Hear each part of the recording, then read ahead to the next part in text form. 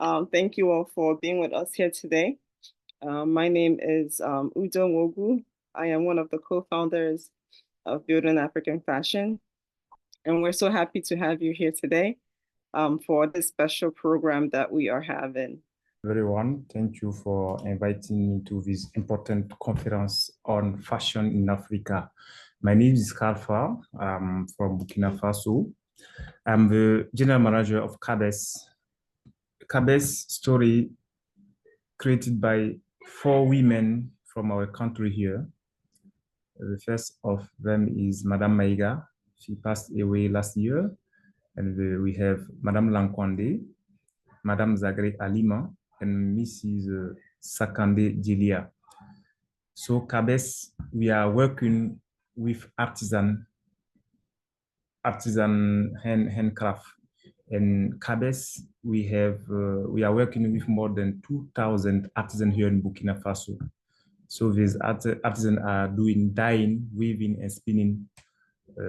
We have actually capacity to weave 10,000 meters per year. So we are, what kind of products do we have? Can we move to the second slide?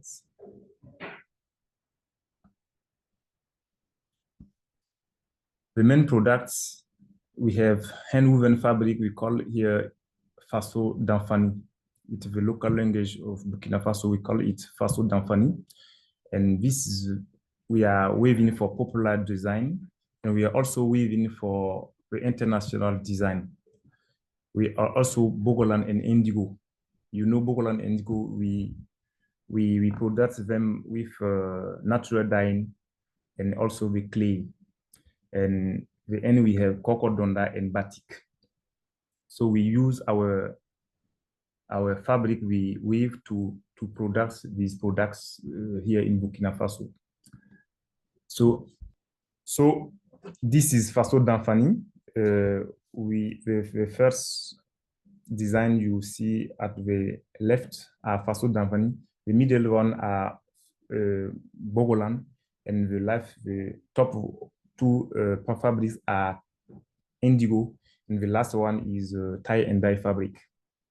So we are working with many international designers here in Burkina Faso. This is Luzo Cloth from China. We use our fabric to make shoes. And our products, we don't make only traditional products. We are mailing some products which can be sold on international markets. We are also making many training for artisans. So we are making weaving training for small and big loom.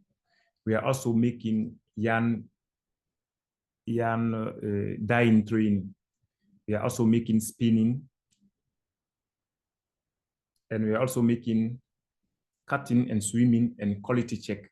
You know, if you want to sell your products on international market, you have to be very confident with the product you want to sell, what you want to send on the market. So we are very meticulous to control all the process. And the raw material we are using is organic cotton and also certified got dye we use. And we are also using natural dye. This is one session, this is a training session we are showing here. So we have the quality checks training, we have the weaving training and the dyeing training, and also the spinning training. So we are, when we receive a new order, and if this order requests to do a new training for the artisan, we did the training before launching the production of the fabric. So here we are working with small loom and big loom.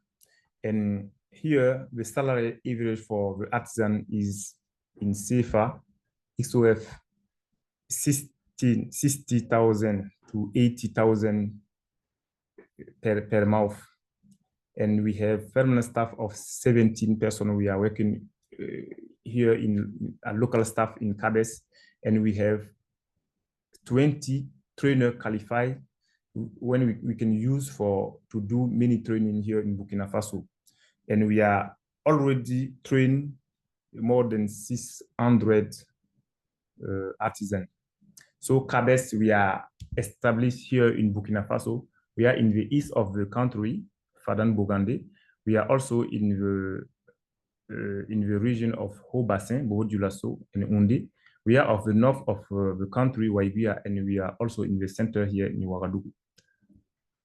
So we have some big challenges we are trying to solve with the time.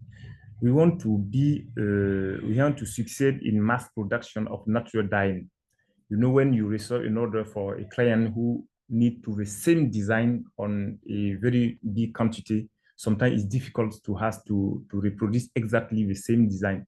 So we are making many training sessions to improve the level of artisan. So we also want to we want to establish a training center in our country to help all the artisans in our country to improve the level, and who want to learn training or weaving in Burkina Faso. And we have also, we want also to be the flute. We want to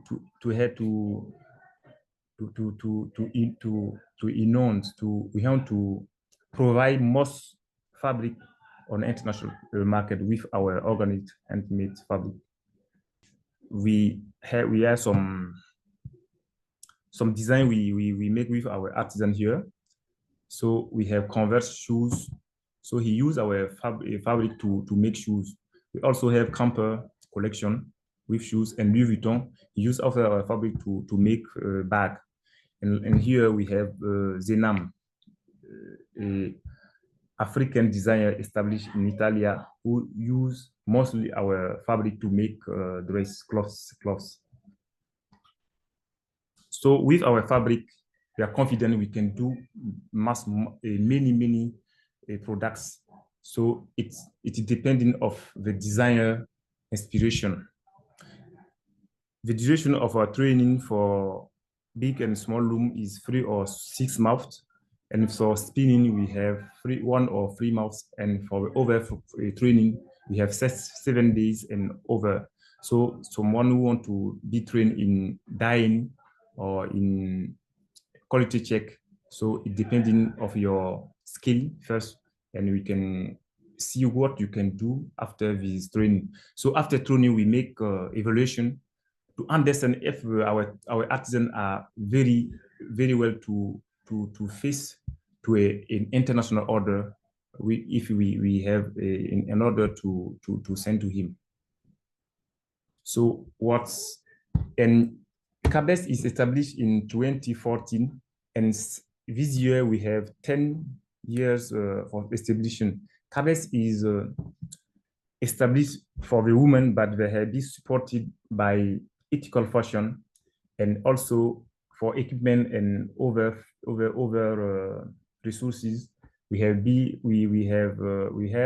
European Union who supports us to buy looms and also some matching to improve and to facilitate the weaving process on the field here.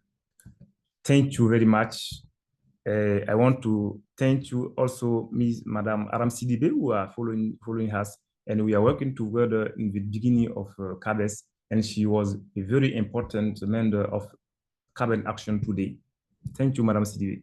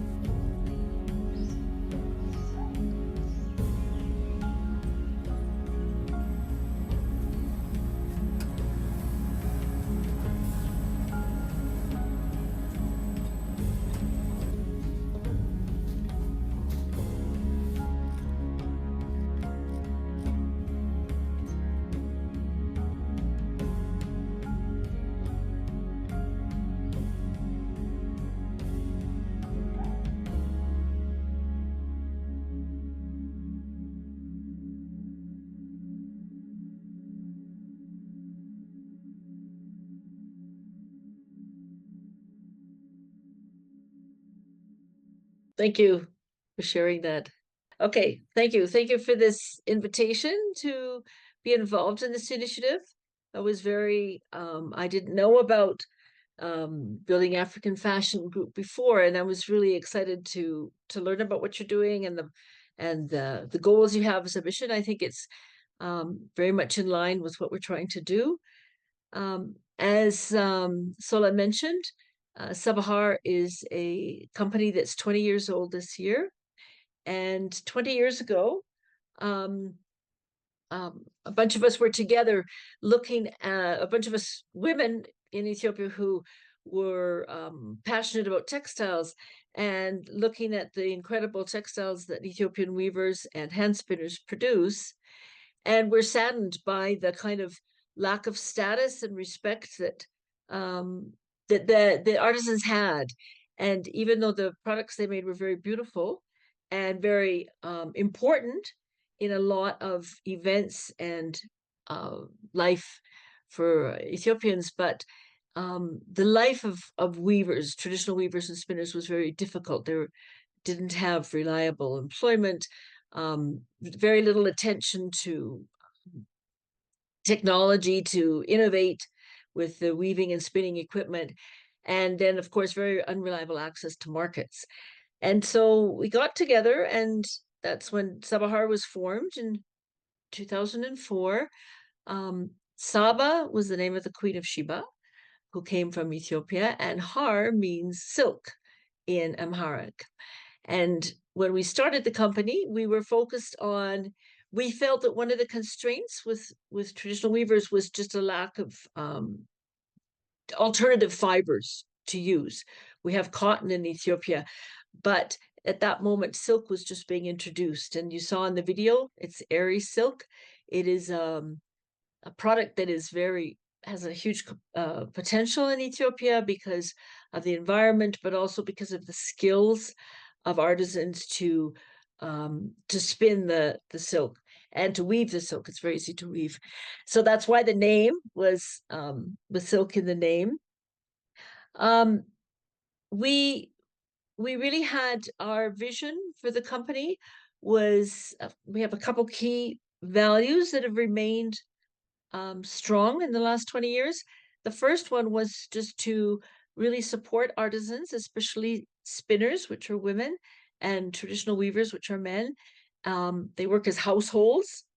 It's very much a collaborative effort to produce textiles, to support them, to diversify their product, to improve their technology, what they're using for their product, to access raw material so that their livelihoods would really be sustainable. We felt that traditional weaving in Ethiopia is incredibly unique, very beautiful, demands high level of skill that's usually passed on from mother to daughter or from father to son, and the world didn't have the Ethiopian textile products weren't known well in the world. So we wanted to help the sector become sustainable, to grow, to be strong, and also to export so that the products would be known around the world. So that was our vision.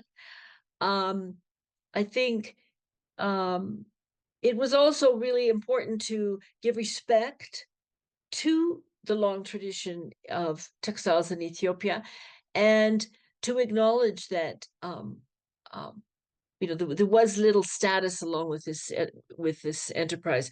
So one way to do that was just to really look at the technology, and we, for the first years, we basically focused on the products that traditional weavers were making, and it was some traditional dresses, but also scarves and shawls and some basic household products.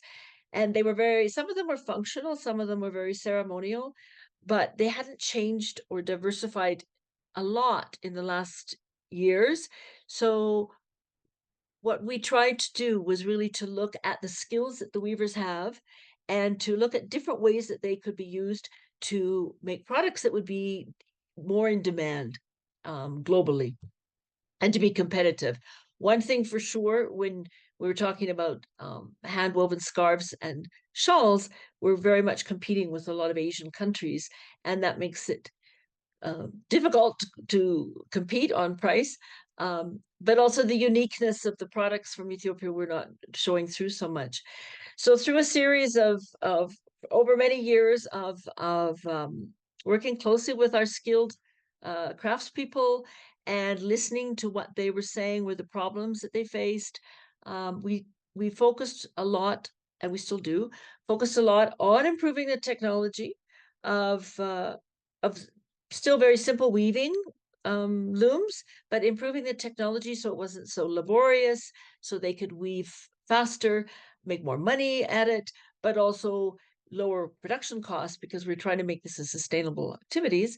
So we looked at equipment, we looked at training, of course, but of course the weavers in Ethiopia are very, very, very knowledgeable, and in most cases they just haven't been given the chance to show their creativity and to experiment with different fibers or different designs or different colors. So it was kind of opening the doors and letting creativity express itself.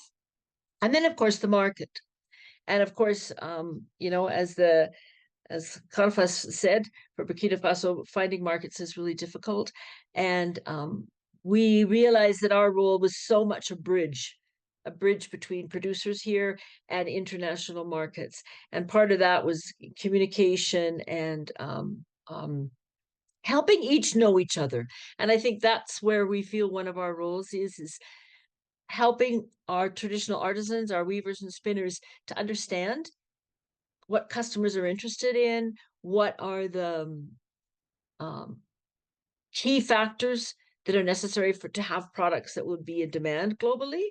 And at the same time, we have to really educate our customers globally to share the stories of how spinning and weaving in Ethiopia are centuries old, how products that are made by hand, by so many hands, by craftspeople, carry their own story with them, carry their own care with them, carry their own feeling.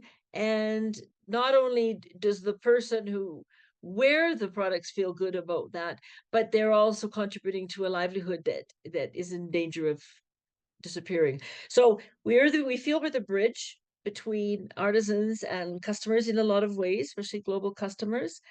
Some of the challenges, I think, from Burkina Faso, we also heard some of the challenges in getting raw material, because weavers tend to work in small groups, small cooperatives. They can't purchase raw material in large quantities, so they can't get good prices. They can't even guarantee the supply. So that's another thing that we can do, is that we can buy in large amounts so that individual weavers can have always a reliable supply of raw material. We buy cotton in large amounts so that women, as you saw in the video, could spin on a drop spindle, so that women can have a reliable supply of cotton to spin. So that's raw material is one of the challenges. A huge challenge for Ethiopian fashion sector is also we do not have certified organic cotton. And I was interested to hear from their colleague from Burkina Faso that they do have organic cotton, got certified cotton. And I think, in terms of the going ahead, in terms of the global fashion demands, organic cotton is a key one. And so the more that we can talk and share this concern and get some movement of getting certified organic cotton, I think that's really important, why we need to work together. I also would just wanted to say that some of the changes we've gone through as in terms of looking at the skills of our artisans and looking at what the market is demanding.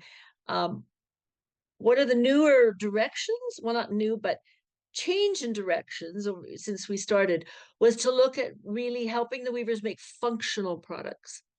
So this is not exactly maybe in the fashion sector, but functional products for the household that are durable, which are high quality, which carry the story of how they were made with care, but they're a product that every household needs. It's not just something you're going to wear on a special occasion, but for example, towels and table linens and blankets.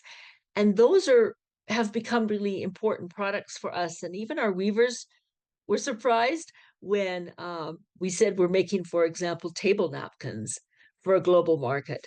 They didn't consider their skills would produce a product that would be so durable and functional for so many people. So it was really fun to share the stories with the weavers. For example, 3 of the biggest hotels here in Addis buy our napkins, placemats, and table linens, tablecloths. And I think that's just opening the door to let people know that a hand-woven product is a product for everyday life. It's not just for, like I say, a special occasion. So I think in terms of our shifts, because again, we are trying to ensure that the sector is sustainable for the long term, and that people appreciate the product and respect the artisans in the long term. So household products has been a really great move, I think, for the sector. And I think just one other collaboration that we're excited about now, and it's again kind of a shift, is more and more designers, Ethiopian designers, are also looking to hand-woven fabrics for their garments, their clothes that are getting more and more global attention. And that's really exciting for us as well, to see the fabrics that were, again, used in only limited ways, but getting them out there for high end fashion designers to appreciate that what we wear is more than just what it looks like. What we wear it has a story by how it was made, the people that were involved in making it, the pride that people take in the spinning and the weaving and the designs and the artistry that goes into their products. And so I think this newer collaboration that we're doing with a number of designers here, so that means fabric by the meter, is a really exciting change for us. It's exciting for the designers. It's a great way of bringing together ideas about modern design, but bringing in traditional elements and traditional skills. So we're really excited about that. And I think moving forward, we also want to look more at technology. And I think also Karfa talked about the technology of the looms.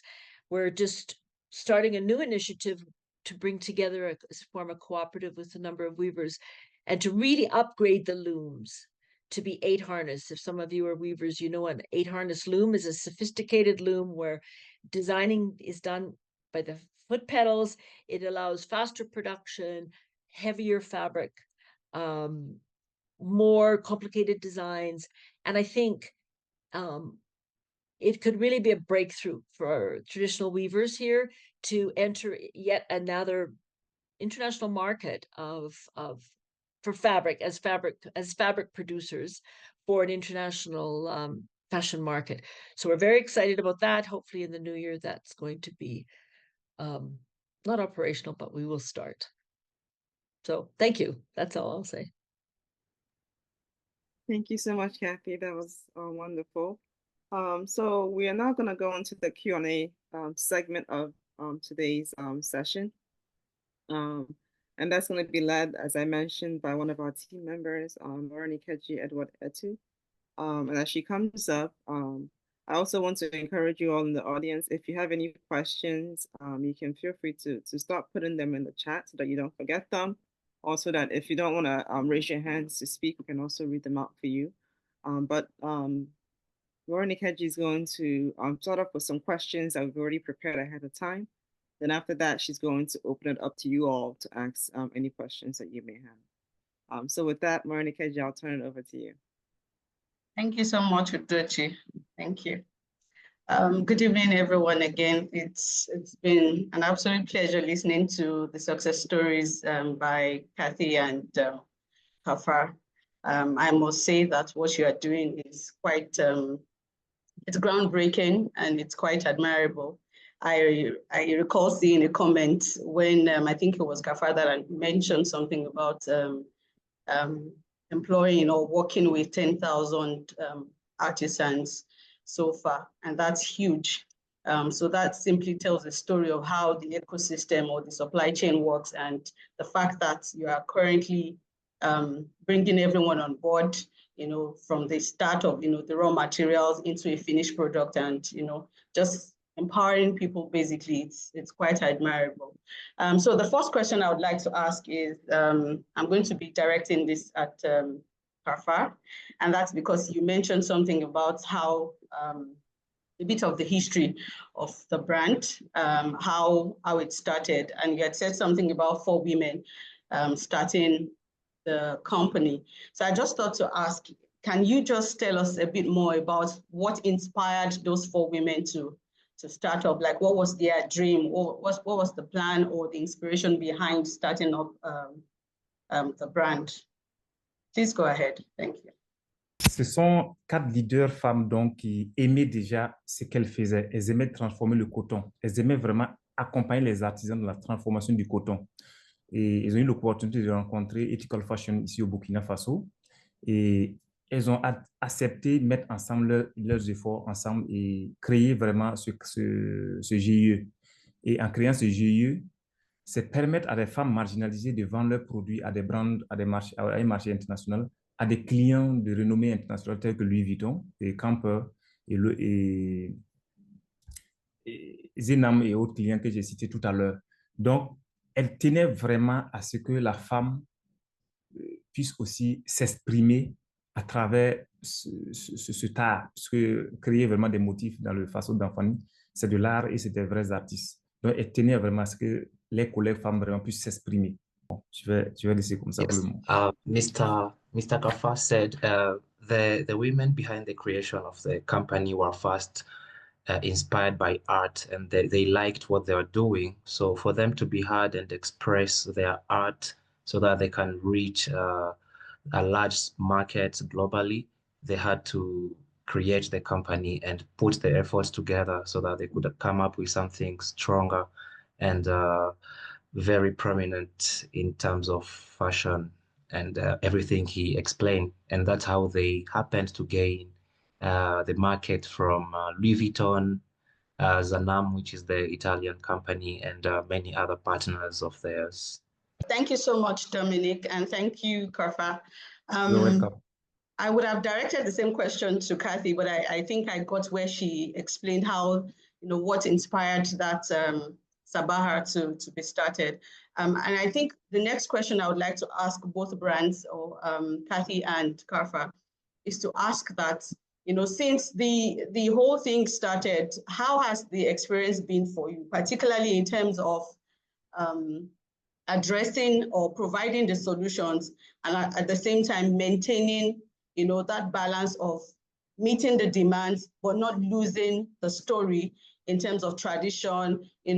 Of course, with the increasing demands from the international markets, there's a need to upscale or to scale up and all that. So how are you merging the use of technology? Because I also heard when Kathy mentioned the need to upskill the artisans, basically. So how are you merging that and balancing that so that there's no loss of, how do I put this now, craftsmanship, or there's no loss of people working, doing this thing, like not losing the essence, basically, of your brand itself? I don't know if you got the question that I'm trying to ask.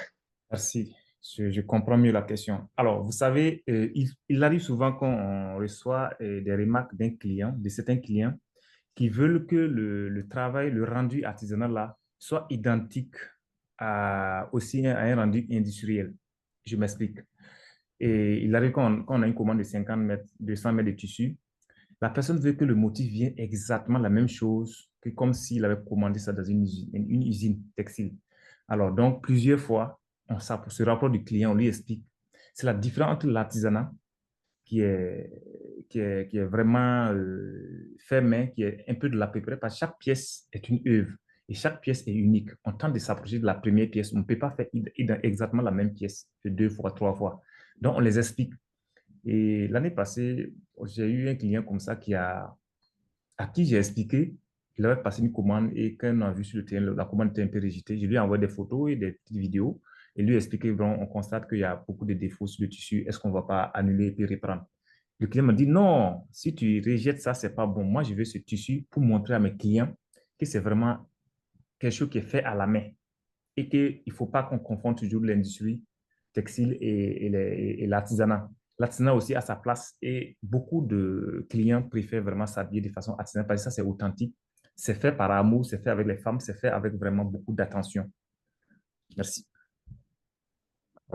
To translate what he has said is they have had a lot of challenges, especially with many clients, because people want to see the product coming out as an industry product, for example, something that has been manufactured by machines.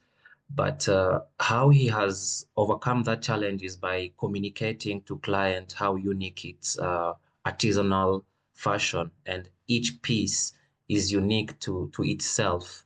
So he said last year he had an order from a client, and when he delivered, a client wanted to return the merchandise because they weren't same as what he has sent to the picture. So they had to explain to him that it can't be identical because they made it handmade. It can't be identical. They have to understand how something handmade can't be same as industrial or manufactured.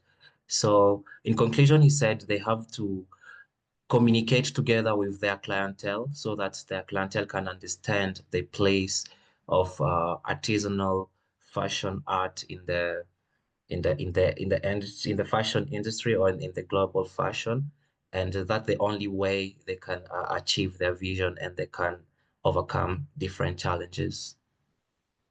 Thank you so much, Dominic, and thank you, Karfa. I think I would like Kathy to answer the same question. I don't know if you got the question clearly or you would like me to repeat. I think I got it. I mean, what I was, I think it was a really good question. I think it's a really good question because we need to challenge ourselves with, I felt it myself in the first years. We may romanticize somehow traditional crafts and the artisans themselves and the way things are being made and the way they look. And romanticizing can lead to kind of a charity kind of approach that, oh, what they're doing is they've done it for centuries and we shouldn't, it's okay. We should just appreciate it and buy it and blah, blah, blah. And I think what we found is that attitude only keeps people poor. It only keeps, crafts in the kind of a charity kind of a perspective, and it never allows the true skills of the artisans to really be seen. So, and like I say, even myself, I had to go through this kind of understanding that technology, in what sector of the world do we say it should never change? It should stay the same all the time. No sector in the world, like look at computers as an example. So why shouldn't traditional artisans have access to the most helpful technology to make their life? They're still using their skills, their natural abilities. They can be, expanded as well, but give them at least the tools that makes it their work better. So an example of that is traditional weavers here pick up the design by hand, and it's very beautiful, but my goodness, it's very, arduous work. It takes a lot of time. By some simple changes in the looms, they can do that. It's called rep weaving. They can do a different kind of structure, but it's also as beautiful. And, some weavers were like, oh my goodness, that is just so amazing, because something that would take them 2 days, they could suddenly do in, 2 hours. And to me, that's our role, when it's not to keep traditional craftspeople doing everything in the most tedious way, because the world is full of new ideas and creativity, and let them share that. Another example is just with with another one of our weavers, who's a really good weaver. I just put out a book that showed different designs that have been woven in other parts of the world. And he devoured that book. And pretty soon, with no instruction from anybody, he was weaving those patterns. So it's just those small things sometimes I think we can do. And it's not compromising the sector. It's not, I believe, it's not compromising those skills they have. It's just letting them flourish and grow on a bigger scale, to express themselves better. And so I think it's safe to say that they are more open. They are open to getting the technological helps, and they are taking it in their strides, and they are willing to learn more and more. I would like to believe that that's the case, that they are open to it. I'm just trying to confirm if they are really open to it. Everyone is different, as all people in the world are. Some of the traditional weavers, we found it took them longer to be open to it. But there's always the fast ones off the block that want to try new things. And you know, that's exciting for everybody. And I think the other thing we have to be always very aware of, just like my colleague in Burkina Faso, is income. You know, artisans need reliable income. Period. Yeah. They want their children to go to school. They want to have access to everything. So we can't lose track of that. And so, you know, if some of the napkins, as the example, are really boring to make, actually, but, you know, it's great income. So I think it's always a matter of that balance, right? Of being practical as well as being respectful of tradition. And but there's got to be a balance, because a sector with no income is not going to survive either. Yeah, it's a business after all. Thank you so much, Kathy. So I think the questions are coming in now in the chat room. So I'm going to take the very first one, and I'm going to allow both of you to answer, like give your perspectives on the questions. So the first one says, the first one is from Udochi, and it says, can you talk about scaling? How important is that, and what has it allowed? Okay, what has allowed you to be successful in scaling? Can you talk about scaling? You know, scaling is kind of terrifying, especially when everything is handmade, and when you think that one product may take 6 people's involvement in spinning, dyeing, weaving, fringing, finishing. So scaling up is not just one input equals, you know, increase that input and more comes out. And I think it's also kind of terrifying, because when you're a business and you're susceptible to fluctuations in the economy, you can't just think, well, if I get a big order this month and a smaller order next month, well, that's okay. I'll just turn the volume down on the machine. We're talking about people, and you can't do that. So we had a big lesson. We became we increased a lot our international orders during COVID. I guess people were buying more online. And so we scaled up quite a bit, and now things have slowed down. And it's terrifying to think that, you know, some of the people that need the income that were part of our production, we don't have as much work for them. So it's pretty terrifying. I think, again, very practical things of scaling up are that you can reduce your maybe material costs by buying in bulk. You can dye more in bulk to reduce the labor. You can do training with, you know, more people. So there's a lot of positive and economically positive things about scaling up. But when you're dealing with, like I say, all handmade processes, it's a scare. I find it still very frightening, difficult. I think I agree with you. Yeah, I do agree with you. It's a bit more hectic. Karfa, would you like to take a go at the same question? Yes. Et pour ce qui est de l'agrandissement, la taille au niveau des unités, c'est important. Il arrive souvent qu'on reçoit des commandes d'une certaine quantité qui nécessite qu'on puisse vraiment orienter plusieurs artisans en même temps pour attaquer la commande. Si on se limite à quelques artisans, le délai de livraison serait très long. Et vous savez que les maisons de mode fonctionnent avec des calendriers. Et s'il rentre la calendrier où il doit présenter sa collection, votre commande, ce que vous êtes en train de faire, ça n'aura pas de sens. Donc, c'est bon d'avoir assez d'artisans disponibles et à les confier vraiment, morceler la commande et les confier. Mais la partie la plus importante ici, c'est quoi? Nous, on arrive à centraliser la partie teinture parce que les artisans, c'est pas évident que si chacun doit teindre et puis tisser, ça va vraiment faire beaucoup d'écart. Donc, on centralise la partie teinture et maintenant, on répartit entre les artisans pour faire le tissage. Monsieur Dominique. Yes. Thank you, Dominic. Yeah.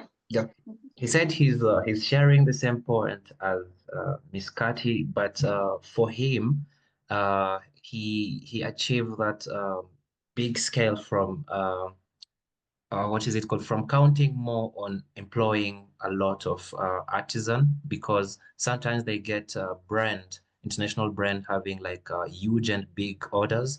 So they need that time frame to deliver a certain command or a certain order.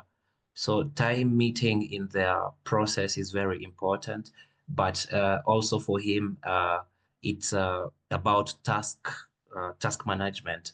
Who is doing what and who is doing this, so that we achieve the same vision, so that they can grow big to supply also international market and global market.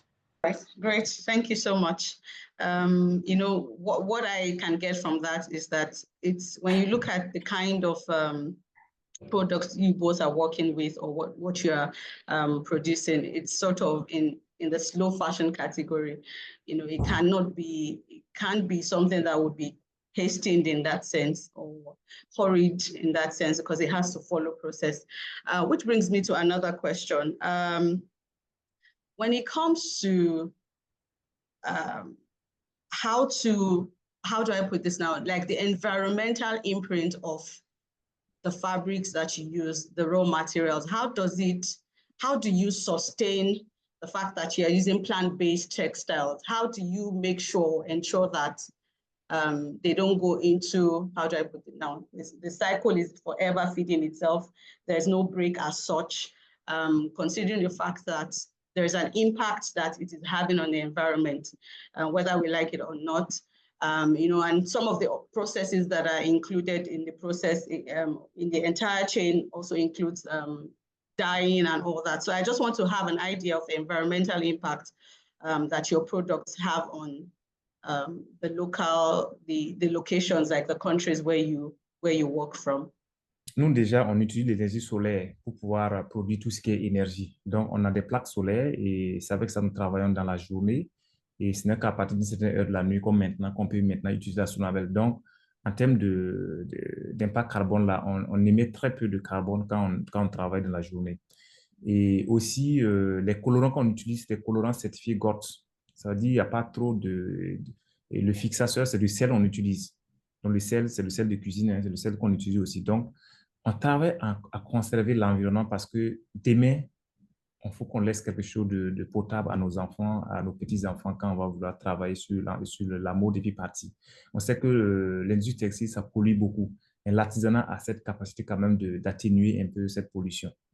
They say they try to be more sustainable as possible when in the process of their work. For Mr. Karfa, he said they use solar energy. So this is like they do their production during the day so that they can benefit from the sun. Yeah, and it does not pollute much of the carbon. And when it comes to he talked about salt. He said they use salt, but he said it's kitchen salt. It's organic salt, so it still does not have much impact. And about the painting, some of the painting they use, they are all certified sustainable, because they want to at least leave a legacy that did not affect a very long trajectory of a generation, because they did not care about environment. So for them, environment is a key fact, and they play to sustain it in their process. All right, thank you. Also, we use organic cotton as raw material to make all the production. Okay, so I'm also guessing that there's a way to keep the farm, the cotton farm, like sustainable in terms of after harvest, you know, ensuring that per time the land is also being left to, I don't know, I'm sure there's a process for the farming of cotton. So I'm also interested about how that goes in terms of protecting the soil. I don't know if you can just elaborate a bit on that. If there's something being done to ensure that. Le coton bio, déjà pour le produit, on a besoin des engrais biologiques. C'est des engrais produits naturellement avec la fiente de poule, les déchets des bœufs ou des ânes, donc des animaux. Et donc, ça veut dire on va fertiliser le sol sur lequel on va cultiver ce coton. Ce coton, il est aussi traité avec des pesticides biologiques. Généralement, c'est des grains de Nîmes qu'on écrase, on en fait un liquide, on utilise pour pulvériser sur les jeunes plants de coton. Et aussi, la meilleure pratique aussi que nos producteurs utilisent ici, c'est faire la rotation de culture. Si cette année on a cultivé le coton sur une surface, l'année prochaine, on essaie de faire du maïs, du sorgho, et on revient 2-3 ans après pour permettre quand même au sol de pouvoir s'adapter, de changer un peu d'aération avant de reprendre encore la culture du coton dessus. Donc, on essaie de faire la rotation de culture, nous utilisons des engrais biologiques pour pouvoir protéger les sols. Yes, for Mr. Karfa, he said it's organic cotton, so the fertilizer they use are biological fertilizers, and they have a system called soil rotation. So if they have used the soil to plant cotton, the next season they will use it to plant maybe maize, and some of those biological organics can be poop from cows, goat, and others. And for pulverization, they still use biological liquid that came from traditional grain that is still in their region. So they does take care of their soil with those techniques that I've just explained. Thank you. That's great. Thank you so much. Thank you so much. I'd like to move on to Kathy to share her thoughts on the same question. Thank you. Thank you. You know, unfortunately, I can't speak to cotton production because it's really not traceable in Ethiopia, which is, like I mentioned before, a huge challenge. And we really need to work together with huge commitment and huge political commitment to get certified cotton. So I'm really envious of other countries that have that. But in terms of our production place, you know, I think one of the biggest challenges is, as you mentioned, we do our own dyeing, and we do import certified reactive dyes, but still we need to clean the water. You know, there's wastewater. We have a small wastewater treatment set up so that we can reuse the water, because water is always a precious resource.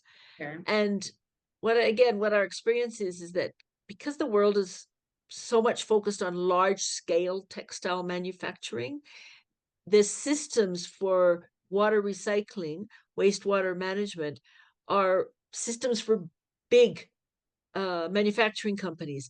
And so we have really struggled to understand a system that can work. You know, we're small. Our volume of water that we put through is small. And for a system that can work for us. So it's an indication to me that, you know, we've got to move away from this. Everything has to be big manufacturing approach. Anyway, that being said, we have set up our own system, and we are cleaning the water enough. We have a garden so that we can put it on the garden, and we also have biogas and to produce gas for the dyeing department. So on a small, we're trying, but we're aware that we have to keep trying and try harder. All right, thank you so much, Kathy. Another question from the chat room. This is from Upon DM, and I would like to direct this to Kathy. She's asking, she would like to know how you got the organic. Okay, I think this should be directed at Karfa because it's organic cotton. So how you got the organic cotton certified? She works with smallholder farmers doing organic cotton in the western part of Kenya, and they have had challenges with certification. So Karfa, would you like to please share how you were able to get your organic cotton certified in Burkina Faso? We got our cotton from UNPCB. ECS is the local organization who are cotton products. After production, they are making certification with fair trade.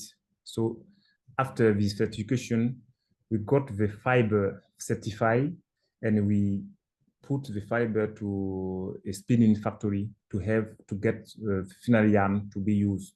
So the cotton, the fiber is certified, but the spinning process is not certified yet. You understand? So we got the certified yarn from UNPCB.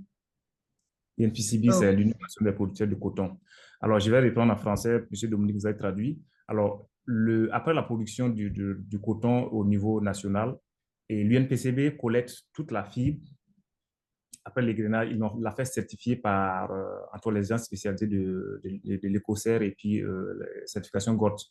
Et après cette certification, nous, on atteint le certificat qui dit que le coton, la fibre est certifiée. Malheureusement, de la fibre au fil, en passant par filsa, on n'a pas forcément encore terminé le processus de certification avec la filature. Mais le coton fibre, il est certifié et on a généralement les certificats qu'on partage avec les clients pour prouver qu'on a le coton vraiment fibre certifié qu'on utilise pour faire la production. C'est Dominique, vous pouvez traduire ça. Yes, for Karfa in Burkina Faso, and I do believe that that is in the West region that's connected to countries also where you mentioned in your presentation, Ouagadougou and all other places. So he said they have, we can call them agencies that are already certified by the state. And once you have your cotton, they can, you can proceed to all the process of certification. So I think the person who asked the question can go and read more on Burkina Faso cotton certification, because it's actually a national agency that give them that certification from using organic cotton. Yeah, that's great. I hope this answers your question. I hope this helps. You can please let us know in the chat box. Otherwise, I think there's a way to maybe possibly network and connect with Karfa after this session. Okay. I don't know. All right, moving on to the next question. This is from Udochi. It says, do you face competition from other artisans or artisan communities who perhaps price their items lower than yours? And what would you say are the key pillars to your success? If you can please name top 3 or 4. So I'm going to merge these two questions together, and it goes for both of you, Karfa and Kathy. Maybe Kathy should please go first. Do you face competition from other artisans or artisan communities who perhaps price their items lower than yours? That's the first question. And the second one is, what would you say are the key pillars to your success? You can please name about 3 to 4. Thank you. Okay, the second part of that is challenging. So competition, I think there's always competition, but I think that's why handmade products are so exciting to promote, because our stories are all unique. You know, yeah. Of course, the competition for, you know, like I mentioned before, on scarves and shawls from India, it's incredible competition. They're beautiful and they're very much lower priced, but our stories are unique and we have to be proud of our stories. And so, you know, I think the way to look at competition is the opportunity to tell our story better and to convince people. So we never get bogged down, I have to say. We never get depressed about our competition. We actually spend much more time getting excited about what we can do and you know, and our products, which would be kind of going into the second part. And I think that's one of the key pillars, is that we just try to celebrate what we're doing a lot and celebrate the successes and share the successes. You know, again, what I mentioned, I feel that Sabahar is a bridge between the artisans and the global market. There's so many constraints for that communication, language, understanding, blah, blah, blah. And sometimes the artisans don't know how the customers love their products.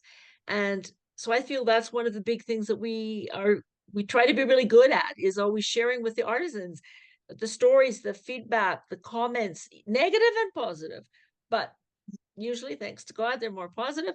You know, and let the artisans know that we're so proud of them and they can be so proud of themselves. Yeah. I think another big pillar of you know, success sounds like a big word, but another big important pillar is teamwork. We really, really emphasize how we have to work together.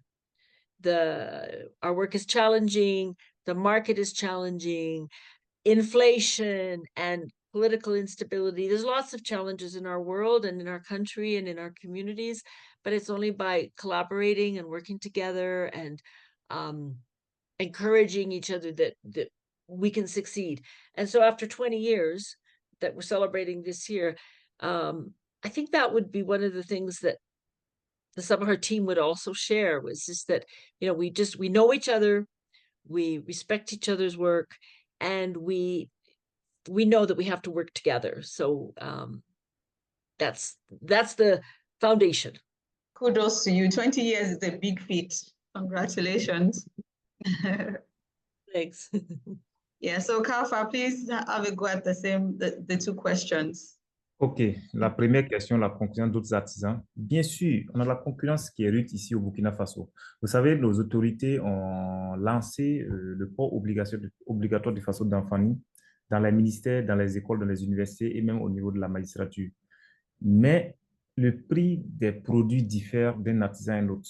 Alors nous, on ne veut pas s'aligner forcément à ce que les autres font.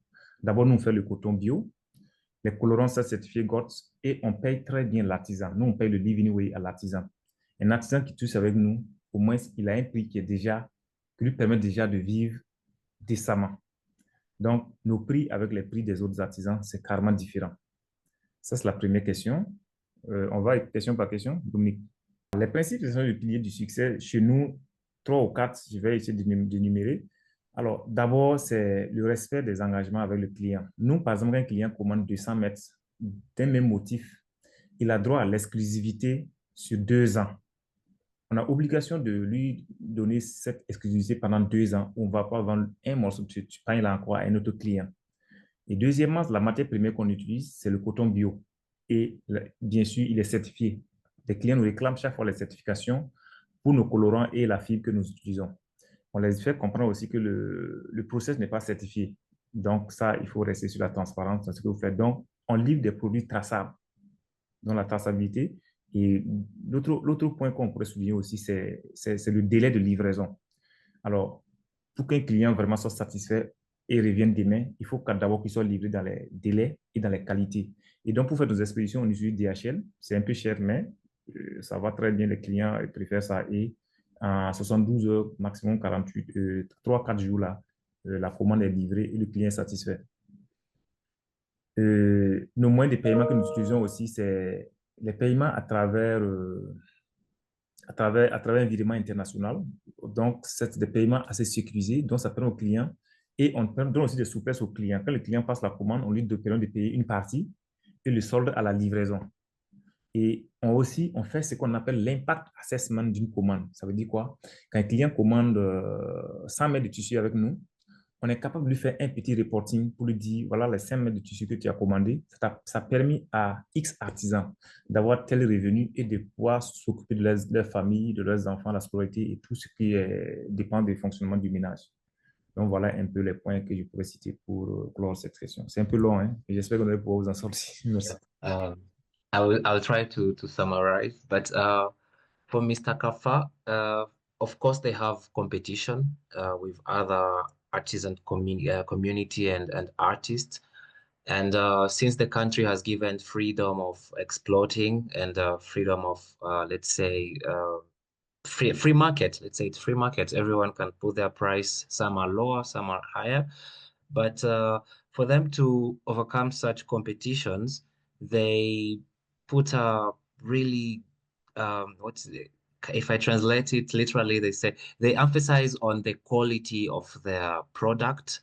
They emphasize on the impact of their product and their relationship between their client, but also how legal is their product in terms of following the either national laws or international laws.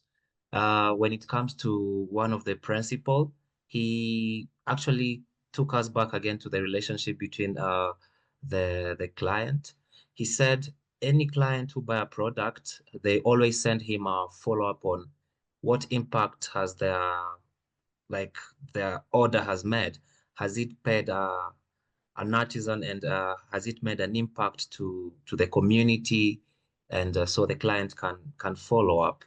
And they also have diversity in terms of payment mode, and that communication and quality time they share with client has made them be different to other competition that are actually active in Burkina Faso and maybe in their region too.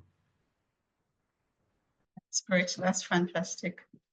Yeah, I think we've come to the end of this Q&A session. I don't know if anyone else has other questions to ask. If we don't, I'm just going to hand over to Dochi. Thank you so much. Thank you so much, Veronica G, and thank you so much to Karfa and to Kathy. This was such a great session. I really hope that those of us who were in the audience were able to pick up one or two things. For me, definitely. I have so many more questions, but I'll save it for another time because I know that we have to get offline so people can get back to their activities. But I just want to mention that this is just the first in a series that we'll be having. Again, our goal is really just to share the success stories of those who are working with artisans so that we can encourage, teach each other, and just help each other understand what we can do and how we can do better for our fashion community. So again, I just want to thank, especially as speakers, thank you for coming on. I know we didn't give you guys too much of a head start or notice when we asked you to select the states. So grateful that you guys were able to come on today and really share with us. And we hope that we'll continue to engage with you and continue to share your stories and your success with our community so that we can, again, continue to get word out of the great work that you're doing. And I also want to just mention Kathy's organization, Sabahar, is 20 years old, and interesting enough, Kabe's also is 10 years this month or during this period. So it's interesting that we have that dynamic 10 and 20. Also love that you guys are representing two different parts of the continent, East and West. So I love the variation and the diversity that we have, even with you guys here today. And I'm so happy that you guys are meeting each other for the first time. And I hope that you guys will stay connected and hopefully continue to learn from each other from this meeting. And I also want to thank especially our team members, Shola Idowu and Veronica G, for being here today. They've been part of our fashion workers team for a number of years now. So I want to thank them for their leadership and for helping us to put together this event and for the future ones that we'll have coming up. Also, want to thank Stacy, who recently joined our team. Less than 2 months ago, I was able to really pull together this event. So Stacy, congratulations to you and thank you for taking on this work. I also want to thank Faith, who's also part of our team, who also came on to help her towards the end. And of course, Dominique, for your wonderful translation work today. Thank you so much for that. And of course, all of us who are in the audience, thank you for being a part of this today. It's such a great event and happy to have you all here. And looking forward to having you guys back for our future ones. As I mentioned, this is going to be a series. We're going to take a bit of a break as we get to the end of the year, but we'll pick back up again in February with more brands, more stories, and sharing collaboration stories and sharing with each other our knowledge so that we can all continue to grow together. So thank you, everyone. Thank you for being here. I'm going to share my screen for a second. Just want to ask that you follow us on our social media platforms. You can feel free to check out our website. Also, if you have any other questions or anything that you want to follow up with, send us an email. You can take a picture of this page so that you can know how to reach out to us. And also for Kathy and Karfa, if you guys feel comfortable and want to share your email information, email details with people, please feel free to put it also in the chat so that people can follow up with you after this event and maybe ask more questions or just stay in contact for any needs that they may have. So thank you so much, everyone, and looking forward again to having you guys for our future events. and wish you all the best as you get on with the rest of your day.